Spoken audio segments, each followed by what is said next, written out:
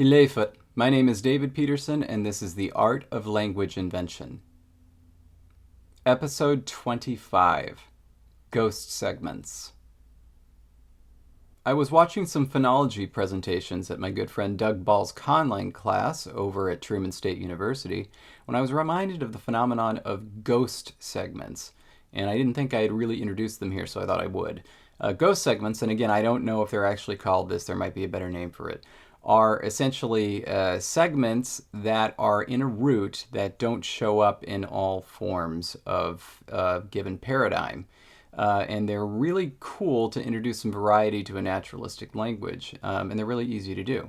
So first, let's say that you're starting with Hawaiian phonotactics. So, min syllable is a vowel, max syllable is a consonant followed by a long vowel or a diphthong, and that's it. No codas at all in your language.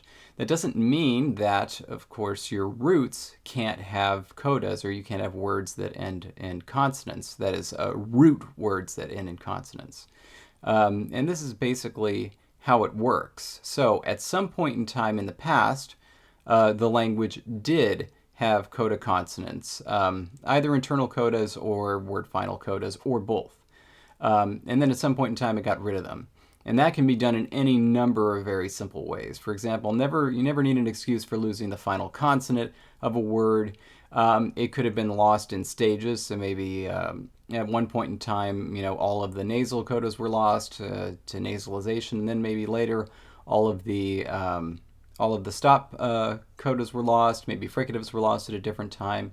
Each of these have their own processes that you could apply, or you could just lop them all off wholesale and just lose all the codas. And then internally, for example, you could have maybe just nasal codas, and then what happens is they cause, voicing of the next segment, and maybe they just turn into a geminate, and then later on all geminates are lost. Whatever. Lots of options here. But you end up with this Hawaiian-like set of phonotactics coming from a language that originally had codas.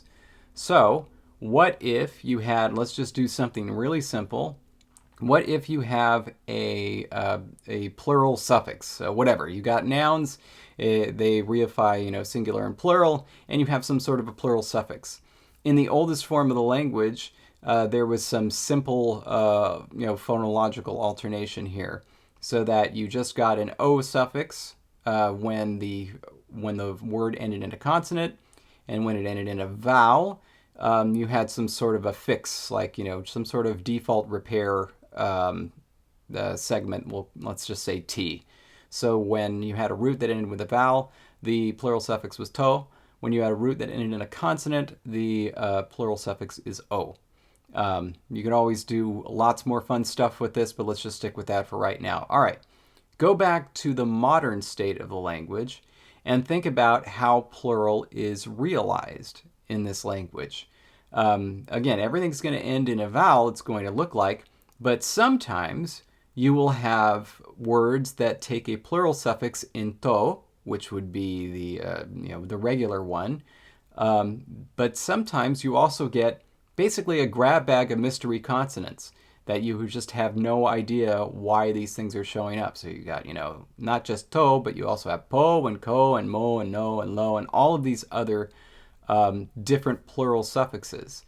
And at this stage of the language, you just have to memorize them. These are irregular nouns, whereas the to ones are irregular.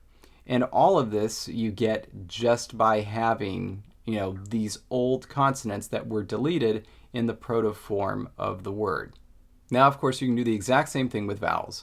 I had a video earlier about how you get rid of, word final vowels, and I mentioned that you never really need an excuse to do it, and sometimes there's an intermediary stage. But for example, let's say that you have a different type of plural suffix. This is a plural suffix that ends in, let's just say, in. That's your plural. And so again, you have a similar type of process. The older form of the language has a bunch of roots that end in consonants and end in vowels. The modern form has gotten rid of most, if not all, the vowels at the end of a word, just because, whatever, they reduced a schwa, or maybe this is a stress is always on the beginning of the word, so these word final vowels just weren't doing enough for these words. So they got lopped off. Then you have this in suffix. Of course, it gets applied to words that originally had a consonant as the coda. It gets applied as in. But for the other ones, maybe there was a different form that was just n, and that I is in fact just the fix-it vowel that gets inserted when you need a vowel. And so then you have the regular plurals in in, and then the irregular plurals in basically every other vowel that you've got and n, because these forms, of course, always end in a consonant, so you don't lose the vowels, and then that vowel is preserved by the suffix, giving you, again, variety with your nouns and giving you some freebie irregular forms that are evolved naturally. And of course, it stands to reason that you can take these ideas and bundle them up with other ones, other phonological stuff that you have going on, and produce a whole variety of different types of irregular forms. This is just really the tip of the iceberg. But it was an idea that I saw that when I was watching these presentations, and I saw like, oh, you know what, this would be really cool if you did this for this particular language. And I thought, oh, this might actually make a good video. So hopefully there are some of you that, I don't know, this never occurred to you, or it was on the back burner, and this will help you to have some fun creating some really neat irregular patterns for your naturalistic conlang. That's it for this episode.